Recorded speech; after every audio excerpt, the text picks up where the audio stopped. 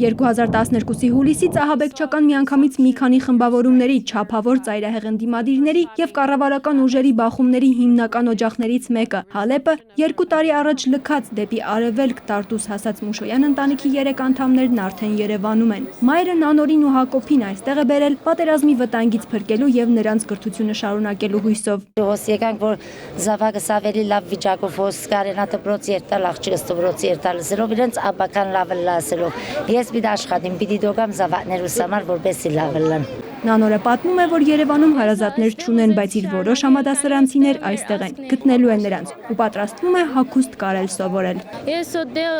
գսորվեի գոր, բայց ամեն արապ է, ինչի գրծա շարունակել ուսումս, ադոր համար ուզեցի հոս շարունակել, որ հայերում մեջ լամ։ Հրթիռակոծվող Հալեպում ընտանիքի ավագներն են մնացել, ասում են անհանգիստ են, քաղաքում դրությունն անտանելի է դարձել։ Ամեն օր տասնյակ մարդիկ են զոհվում, որովհետև պայքարող կողմերից ոչ մեկը հաղթանակի ճանապարհին ոչինչ հաշվի չի առնում։ Հալեպը վիճակը շատ վատ է,